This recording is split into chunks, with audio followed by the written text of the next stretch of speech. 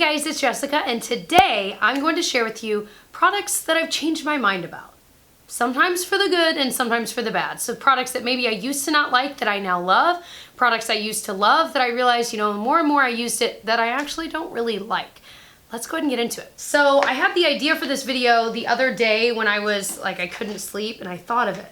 And then when I looked it up, I was like, oh, other people have already done this. Then I was like, maybe I didn't have this idea. Maybe I like saw it, or I've seen thumbnails before, and it was just in the back of my mind. So then my mind was like, yeah, it was totally our idea. Turns out it wasn't. One product that I used to not like and I've grown to love are the Revlon Color Stay Cream eyeshadows. I did a haul of these maybe a few months ago, and when I swatched them, and even like on Snapchat, I'd swatch these and I was like, what in the world? Like, why are these so bad?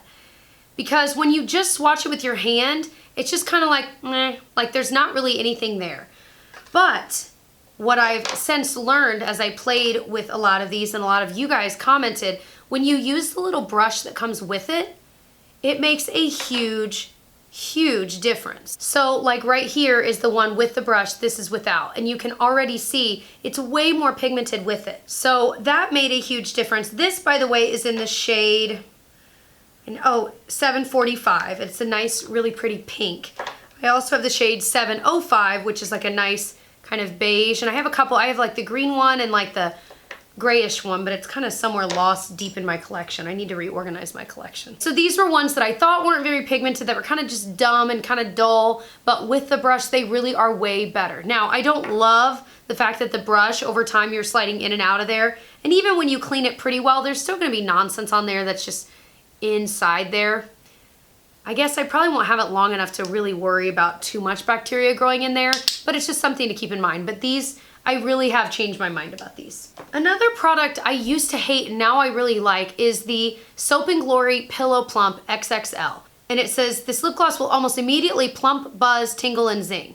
So it's in the shade Nude in Town, and I didn't like it. The packaging is kind of interesting. It's like a rubbery lip part, I don't know what to call that, applicator, and it really does tingle, and I used to not like that, and I really just didn't like this product. I didn't like the way it felt. I felt like, I don't know, I didn't love the way it looked on my lips, but the more I wore it, the more I grew to actually kind of like the smell of it, because it is definitely a strong like fake chocolate scent, but I kind of like it.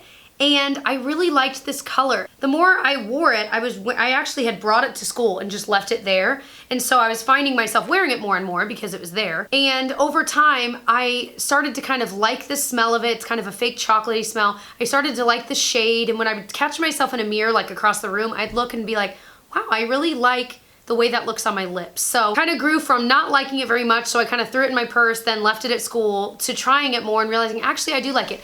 It definitely has that weird, buzzy, tingly feeling. Like I said, have kind of grown to like that. However, there are some that I've tried, not this brand, but like the Too Faced lip injection ones, those just burn. I really don't like those just burn. But this I really liked, so changed my mind about that little sucker. I think I got this at Ulta. And I feel like I do not own very many lip glosses in the squeezy tube anymore. It's like old school to me, I don't know why. Next product that I changed my mind on are the e.l.f. Baked highlighters. I used to say, no, these are horrible, these are dumb, even recently.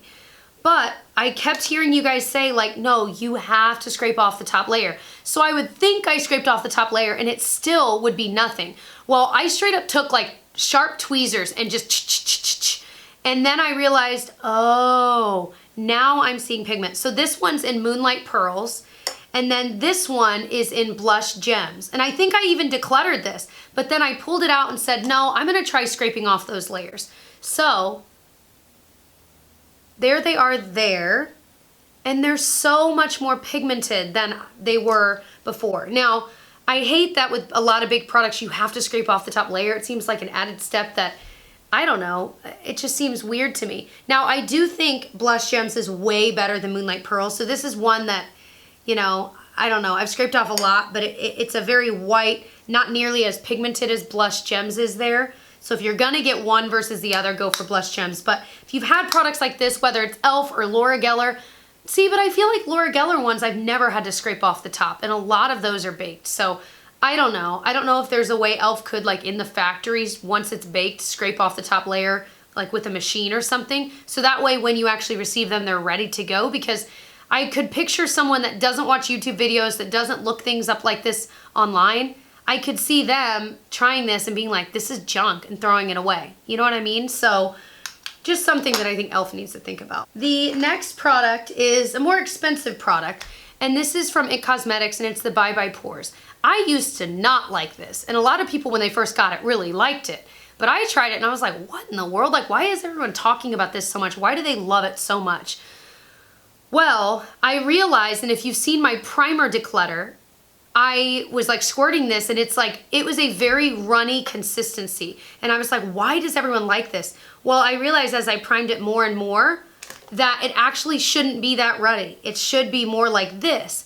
And the entire time I've been using it, it was this weird runny formula, and I just figured that was the way it was. I hadn't really dug that deep. I hadn't watched a lot of reviews or anything.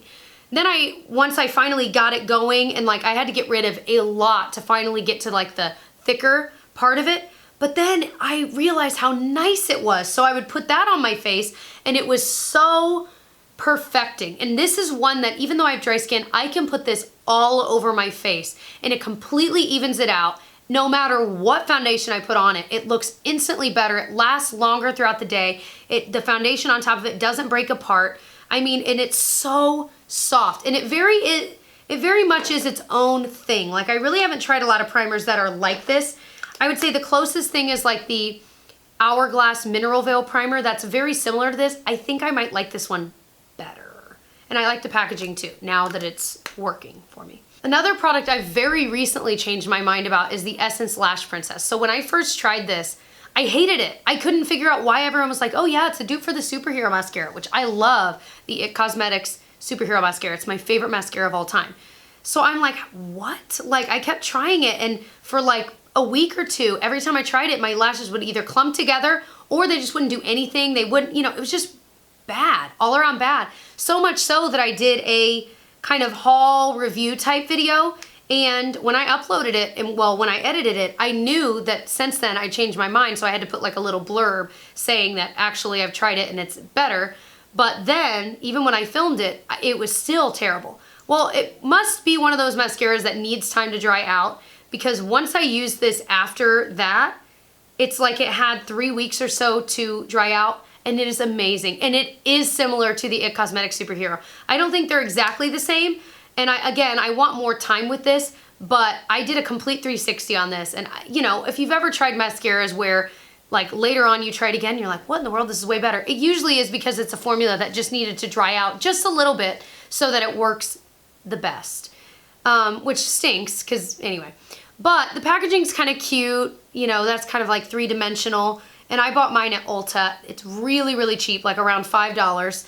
And I was very impressed. So if you're wanting to try the Superhero, you like volumized, very curled lashes that actually stay all day, and this does stay all day, this is one that you should definitely consider because it's really cheap, and I was blown away. I put my foot in my mouth for that one. All right, next product. I have 2 e.l.f. products. There are a lot of e.l.f. products that I feel like I tried years ago, and they must have redone the formula because they're way better now than they were then. One of them is the e.l.f. Lip Exfoliator. It's now one of my favorites. Did I say exfoliator? Exfoliator.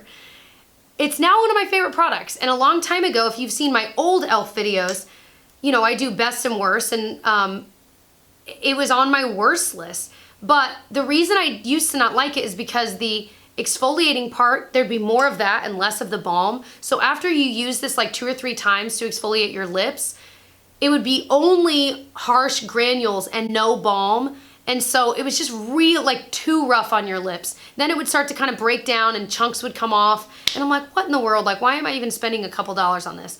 Well, they've reformulated it, I'm pretty sure, because now there's way more balm. Now, I do still put a lip balm on before I use this, just so it has something to work with, not just on my dry lips.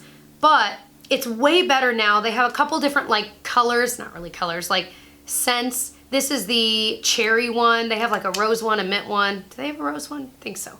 They got all kinds, but I like all of them. I don't really have a favorite out of all of those. They're all really good, and I always bring something like this to travel with, just in case your lips get super dry. Guys, how long have I had this nonsense in my hair? Another mascara that I'm wearing today that I changed my mind on is this Clarins mascara. So it's pricey. I got it from Octoly, where you can get free products on there. If you don't know about it, I can link the website below. A lot of people use it. It's a really cool website. But when again, this must have needed time to dry out, because when I first tried it the first few weeks, it was way too wet. Like, it didn't hold a curl. It didn't really do much. It didn't even really volumize my eyes. But now that I've tried it more, I'm wearing it today, and let me zoom you in. So you can see, I feel like it really is holding a curl. I've been wearing this now. I've been filming a while now, for a couple hours at least. But even at the end of a work day, it's still curled. I mean, this stuff really, really blew me away. And it does a great job of not clumping. It just keeps building. I have like 3 layers on, and it just kept building beautifully on top of it. But it did need like 3 weeks to dry out. Another product that I've changed my mind about, and this might shock you guys, is the MAC lipstick formula. I own quite a few MAC lipsticks. I've decluttered some, and then I get more, and I bought more. And what I've realized is that this formula is incredibly drying. My lips could be perfect in the morning. I could put it on in a few hours, maybe reapply. My lips are so dry. And, I've realized for the price, there are way better lipsticks out there for either the same price or for even cheaper. And so I feel like this is on par with like the Rimmel lipsticks, where they're pretty good for the price, but they are drying. These remind me so much of those. These might have a little bit more pigment to them depending on the shade, but they're really not a great lipstick, and they don't last long. They don't really make your lips look great. And unless you find like a shade that just speaks to you, that you love, there's really no reason to go out and buy these. So, I might also mention these. I'm filming today a video about products I regret buying or I'm disappointed. I might mention these in there in a little more detail, but I almost didn't mention it, but I wanted to mention it because I feel like they get so much hype, but they're really not good lipsticks. So that's kind of, I used to love them and wear them all the time, but every time I travel with them and put them on, I instantly regret wearing it. So I've just got to stop myself from buying any more of them. So hopefully this video was helpful to watch. It was fun to watch. I like doing this kind of a video. If you enjoyed it, let me know, and definitely subscribe before you leave. And I hope that you'll catch me on my social media, which is right up there. In the meantime, and come say hi. Other than that, I'll see you guys in my next video. Bye.